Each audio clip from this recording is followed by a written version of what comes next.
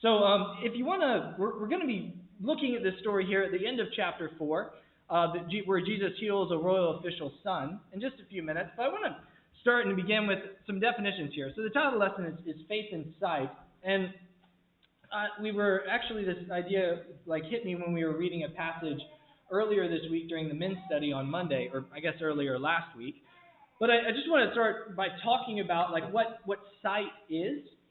So here's what is fascinating about sight. It is about, if all of you, for the most part, to different levels and to different extents, are able to see, what you are doing when you are seeing is a matter of what is most important. Right now, most of you are probably looking at me. And then I'll walk over here and your eyes follow me. And hopefully that's not because of anything important about me, but about the words that I'm speaking to you right now. That's what y'all are all saying when you are looking and giving attention to something. If you're walking along the road and then suddenly you hear a car horn, you're going to turn and look because that is capturing your attention. You are saying that what you look at is what is most important. Now we're talking about literal sight right now. And this is important to talk about because sight becomes a metaphor for spiritual things that we'll see in a second. We'll see metaphor there. And it's just part of our very language. When we talk about sight, it's about seeing, looking, attention, giving heed to what is most important. And again, with that is that which is central. If you think about what your eye is, it is a circle that has a point. Your eyes have a point in the center that is where you are directing your attention. It is what is most important, and it is what is central. Everything revolves around your vision. And it's also about where you're going. This one is so true nowadays in that you are driving down the road, and you'll suddenly see a car do a little, this number. And you get up next to them, and you just happen to glance over, and you're like, oh, okay. Their sight is deviated from what's in front of them, where they're going, and so you tend to veer to where your eyes are looking. This is even true when you're this is why they talk about keep your eye on the ball. When you are giving your attention to that, that's where your hands are going to naturally swing to when you're playing baseball. Or I was playing soccer. You had to look at the ball, and every time I would try to look at the goal before I took the shot, the ball would sway a little more to the right or to the left, which I did that opposite my end, but that was true for y'all, right and left. So this is what vision is about. This is what sight is about. Things that are most important, what is central, and it directs us. It directs us as to where we are going. Now, let's talk about this word, faith. It's one of those religious words that kind of get so religiously said in a religious context that we might tend to lose it's meaning. I don't know. This is one of those words for a while where it felt like every time that I thought about it or tried to study what the word faith meant, it's like I had to relearn it every time and redefine it according to Scripture because I'd hear it used in so many different ways. But some synonyms I find are helpful in this. So synonyms of the word faith is trust, or what we're going to see is the word belief. When you read the word believe, or in the Bible, it is the same word as the word faith. In Greek, it's the word pistis. If you ever want to do an interesting word study, just use a little online tool and trace that word throughout the New Testament. And it's very interesting. Because what we're going to see is it's not about faith. The word has kind of seemed to me in the past when I hear it, it's almost in a floaty sense. It's kind of a hard to ground, not very tangible word. And what we're going to find is it's about solidity. That word trust is something that's secure, that you can be rooted and grounded in. What do people say whenever something mysterious or challenging is approaching some event in someone's life and they're stressed and worried about it? Someone might just say, well, you got to have faith. Or you could just have more faith. And or one of the sages said, you got to have faith, of our day. It's kind of a word that's just so used in our culture that it's lost its core. So for that, let's do a little short parable. There's like three that I thought of, and I was trying to decide on one, so I'm thinking I might just kind of shotgun, spread and try to see which ones resonate for you. But here's an example of what faith means in Scripture. I enjoy like going on hikes, running around on trails, and me and my brothers, one of our favorite things to do was whenever there was like a large creek, is to find a way to cross that creek. It was just like, it was a mission. And it was crossing it without getting wet. That was always the challenge. Not falling in, and getting soaking wet, and then you're like, got soggy socks for the rest of the hike. And so, when you're trying to cross that raging rapids of a creek, you've got to find good rocks to balance on to get across. And, you're looking at a rock, and one thing you've got to make sure is that it is dry. Because if you hop on a rock that's got like some moist like lichen on it or moss, you're just going to, and like your feet are going to go out from under you. You're going to be sopping wet and a laughing stock to your brothers. You don't want that to happen. So when I see it like a dry rock, and it's not even one that's kind of like, just barely above the surface, but it is a big boulder that is like resting in the middle of that creek that the water goes around, and I'm stepping on the little rocks, and I jump to that big boulder. I land on it. It doesn't move. I'm standing on that boulder, and then I can use it to then scurry across and head to some other and get to the other side.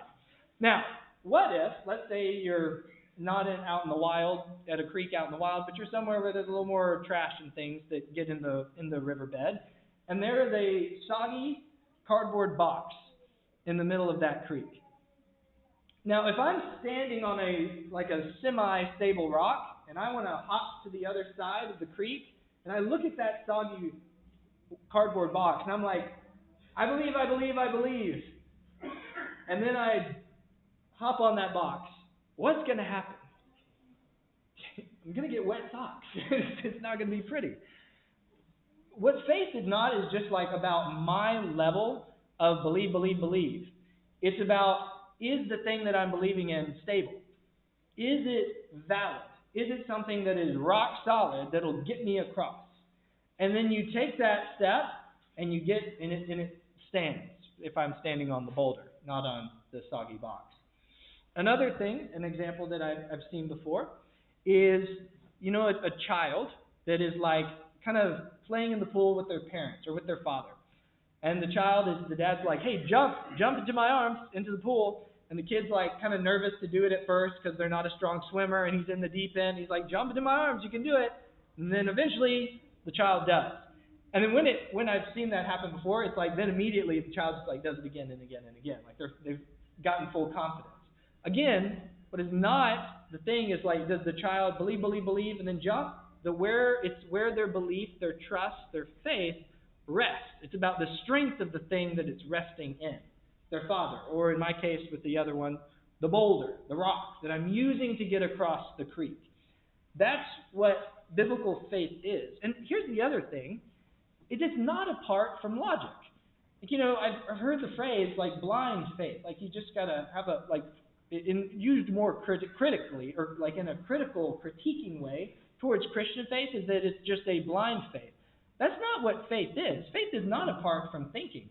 And also, I just realized this, and I apologize, but put your finger in John chapter 4 and turn with me to Hebrews chapter 11 really quick. We'll just do a brief visit there because I want to look at these passages. Faith is not apart from reasoning. In Hebrews chapter 11, starting in verse 1, it says, faith is the substance or the assurance of things that are hoped for, the conviction or evidence of things that are not seen. So what faith is not is some sort of, floaty, undefinable thing. Faith is the assurance. It is and I think a better translation would be substance.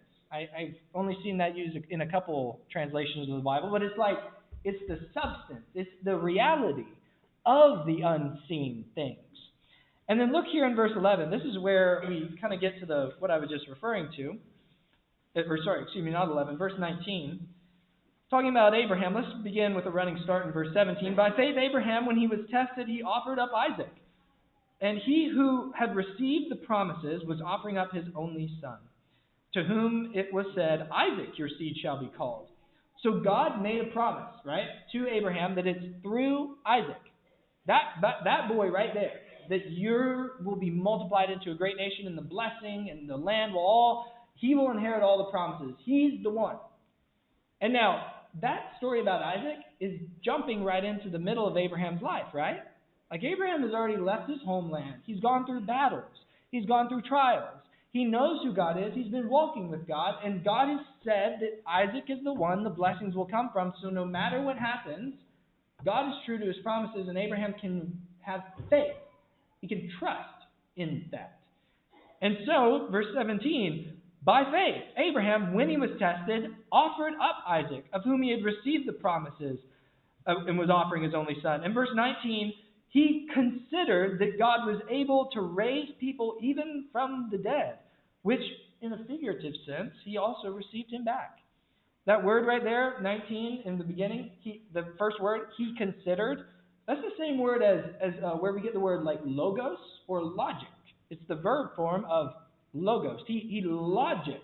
He was reasoning that God is able to raise people from the dead. Like, he's confident in who God is and what he has promised, so that he can, figuratively speaking, step on that boulder in the middle of the creek. And that's where this is tricky. Because I know I'm trying to ground the word faith right now and how we define it. But it's also a matter of, it is about things that are not seen. Because here's the deal. It is a both and word. It is an overlap word of that which is unseen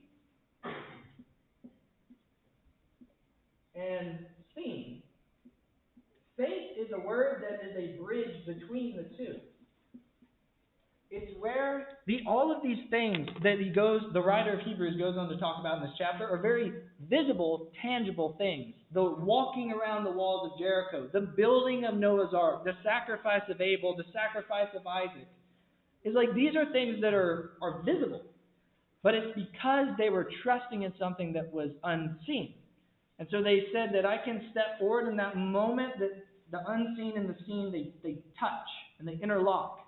That's what faith is. It's the substance. It's the evidence. It's the reality of the unseen things. And all of these are collected here in this book, then are given to us.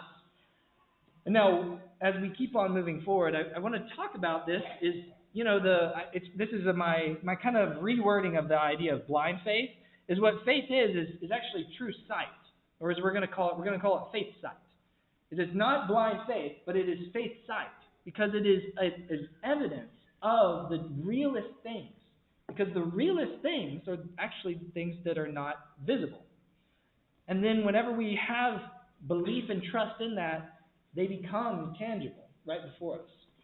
And so let's now do a couple case studies. Head back to John chapter 4 now, if you will. Go to John chapter 4. And let's just play this out. Let's look at it in a couple stories here. Let's see what happens. So as I aforementioned, that this is the healing of the royal official's son. And whenever the man comes to him, and he asks Jesus to heal his son, for he was about to die, Jesus is, again, I believe he's addressing the crowds in this sentence, not this man, this father, and we'll see why here in a second. But in verse 48, so Jesus said to him, that is the father, it says, unless you people see signs and wonders, you will never believe. And it seems a little intense, but it's a challenge, right? Let's see what happens here. Because the royal official, he says to him, sir, come down before my child dies. And then Jesus said to him, this is verse 15, or verse 50 of John chapter 5. Jesus said, go, your son lives. And then the man believed the word, that's our word, faith, remember, believed the word that Jesus spoke, and he started on his way. So has the man seen anything in the literal sense? Has he seen anything? No, but he believed the word that Jesus spoke to him. He hears the word, and I intentionally capitalized the word there because that's what John calls Jesus at the beginning, but then the word is saying words to him. He hears the word, and then he believes, or he faith. It's that same word, pistis in Greek. He believes that word, and then let's keep reading in verse 51.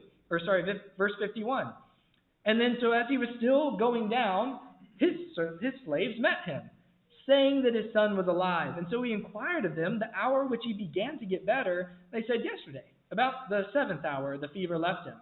And the father knew that it was the hour in which Jesus said to him, "Your son lives."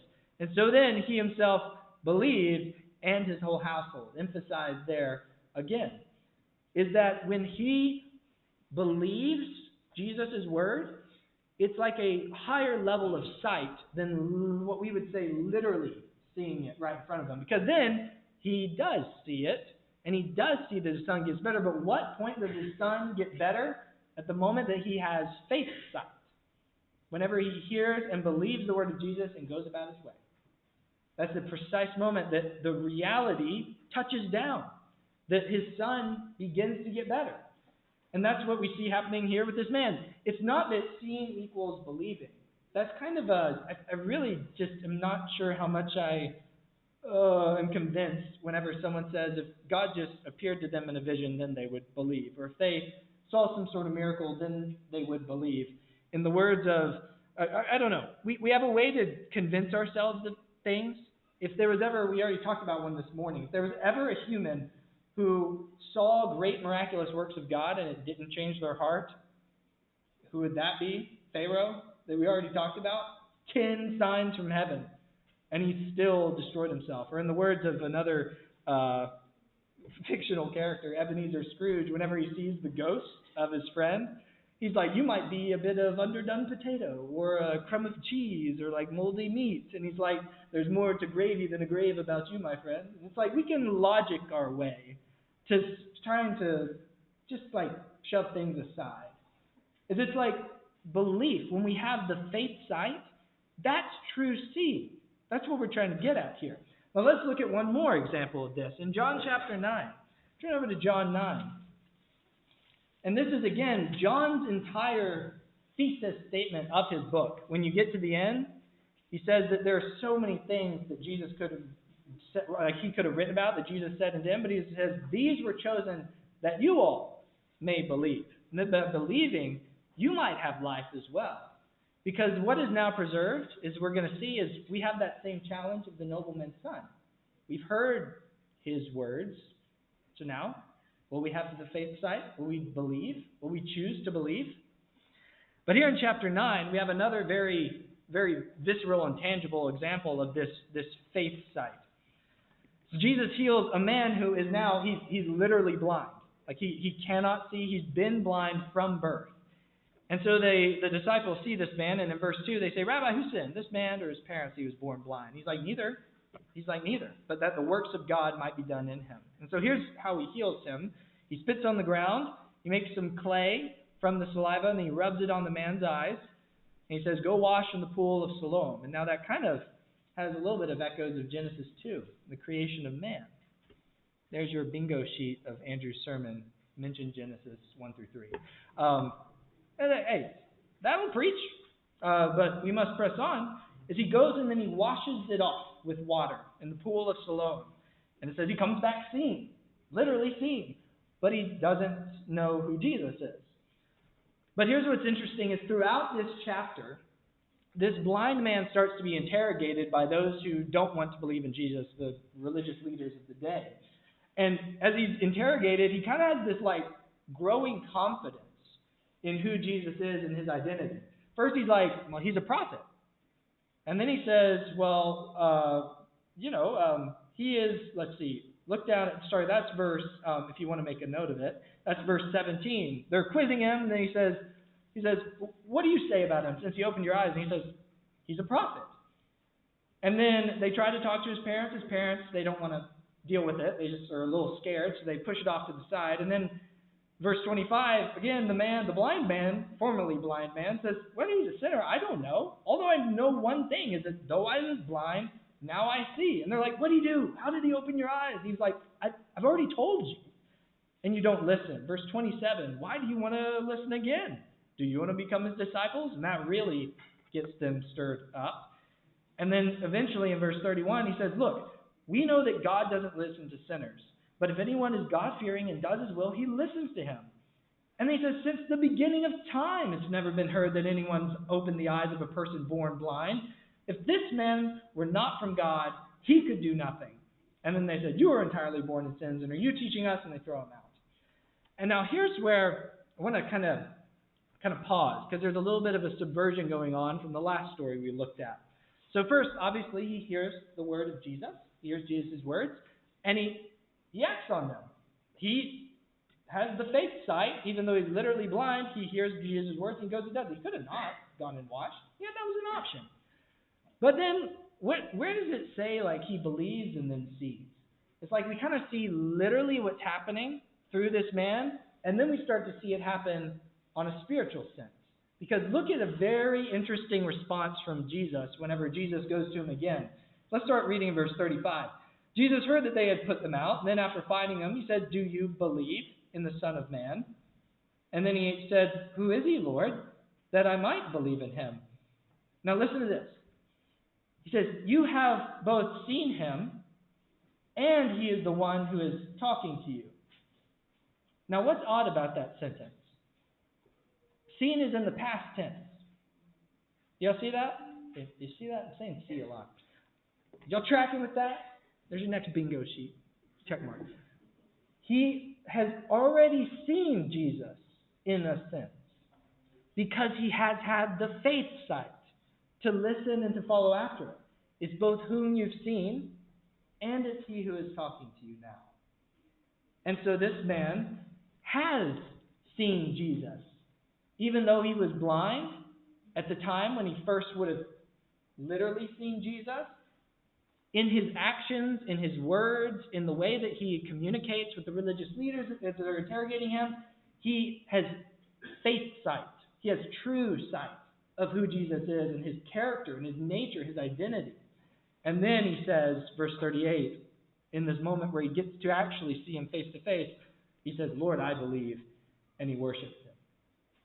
Now, if you want to, we must press on for the sake of time, but if you ever want to have a good little study of your own, this is chapter 9, and in chapter 10, Jesus continues to then talk to the other religious leaders and the other people who were around him at this moment of this healing, and you kind of watch the blind man grow in faith sight, true faith sight, and then you watch people who can literally see start to become blind in chapter 10.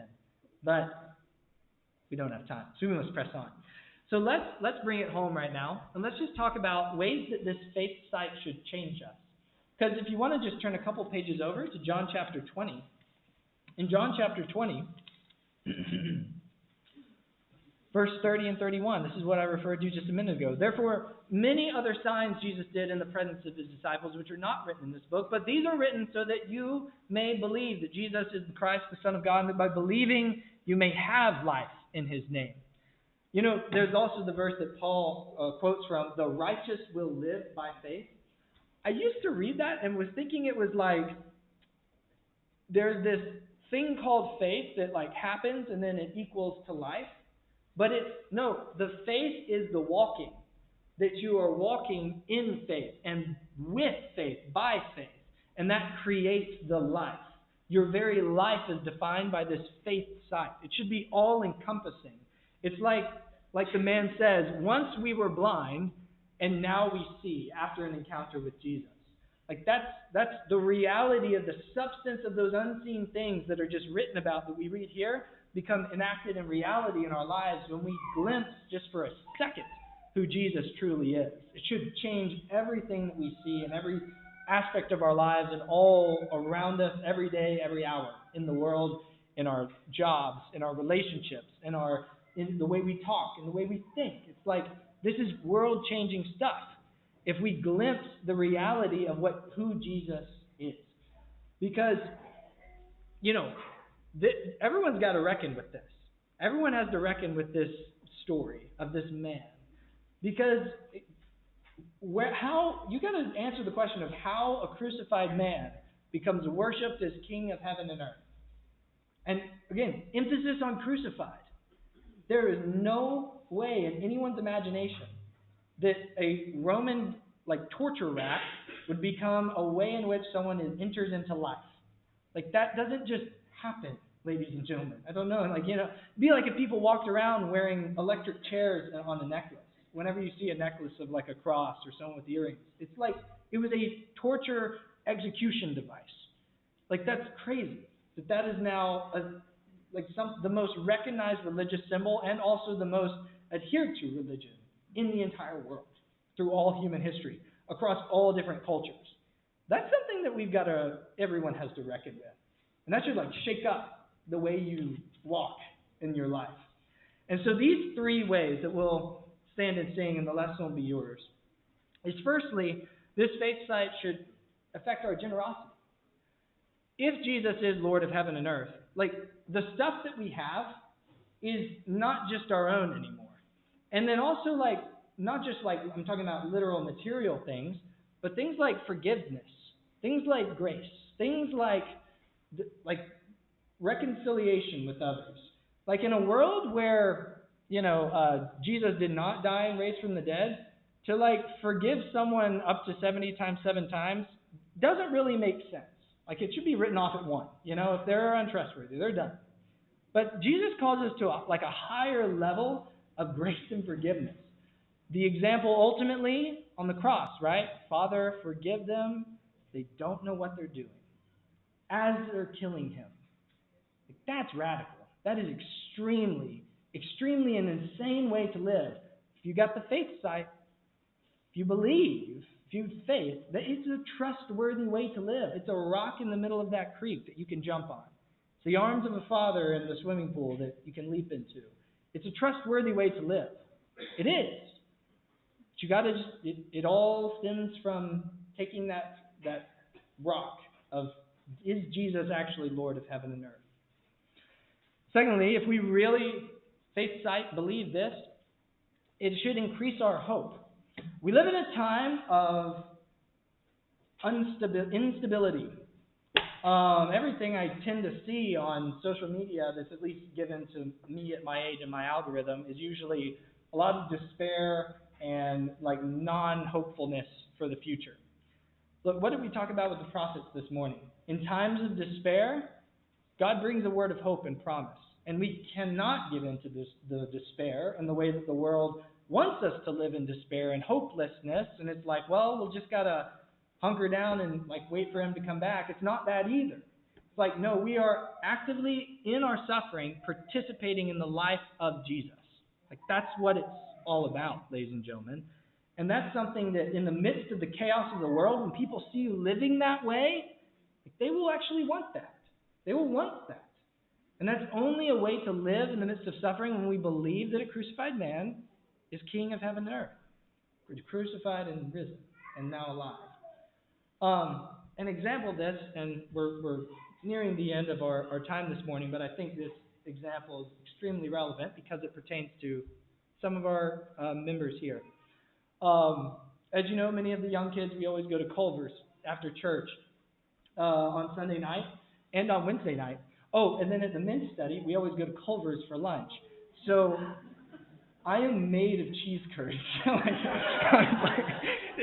Anyway, but sometimes I just don't eat because it's too much Culver's in my life.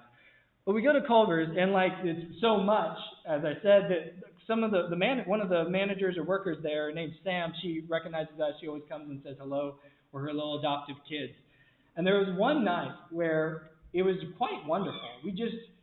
We're sitting on one of the tables outside, and I don't even remember how it began, but started going around in the circle, and we're saying positive things to each other. It was an exercise of words of affirmation. And we would go around, there's about 7 of us. And Sam came out, and it was a busy tizzy of a night. And she sat down, and we were this is what we're doing. And she sat down with us. And then we all went around, and we said something we love about her, and words of affirmation to her. And then she just started crying and tearing up. She just said, "Can I come to church with y'all?" That's what it's talking about when it says they will ask you for a reason, that the hope that's in you. What did she find? She found peace in the midst of chaos and love in the midst of frustration. And that stirred a question for the hope that's in us. We have to have this kind of radical hope in the midst of despair, or else we're no different from the world.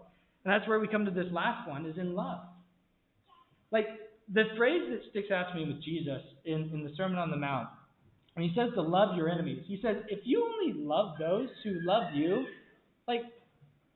what's the point? Like he's like, no, you're no different than the Gentiles and the rest of the world. Like what did Jesus say? Hey, love those who are like you. Love those who are easy to love. Love those who will give you something in return. No, he says, love your enemies.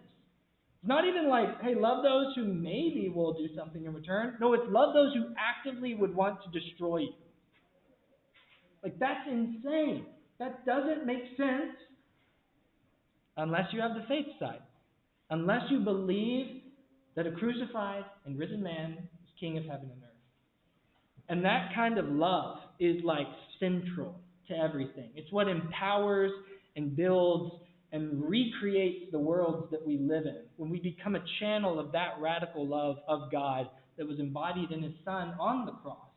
Like when you think of what motivates people, people have done amazing things, and sometimes it's for glory, sometimes it's for honor, or for someone else. But that's like what held Christ on the cross, is His love for His enemies. And that is a phenomenal and life-changing reality. And so all of us, now if you're using a songbook, as we prepare to stand and sing our final song, we have the faith side. When we encounter that image of Christ, that radical example of love and hope and generosity, that should change the way that we see the world. And to see the unseeable, and to trust in that rock in the middle of the creek that you can step on, and have that center of our focus, that way that directs us. Remember what sight is. It's your most important thing. It's the center. It's the way that you're walking. That's that faith that now guides us. The faith sight of the true, risen, resurrected Lord. In ways that we can now generously forgive, generously give and forgive, generously hope and dare to hope in the midst of despair, and to love the unlovable. That's a different way of seeing the world. That's bringing God's life down here and having, as we talked about last week, His will be done on earth as it is in heaven. And so if there's anyone here, that's a word for all of us. But also at this time, we'd like to extend the invitation. If you haven't begun that walk of faith, if you're not in Him, if you're not walking with Him, it is trustworthy, and you need to reckon with that. And we now extend that invitation to you. And if there's anyone who's wandered away, there's no other way to go, my friend. All other paths lead to despair, selfishness, isolation, and fear and hatred. Come back to Him in the way of life and love. And please do that now as we stand and as we sing.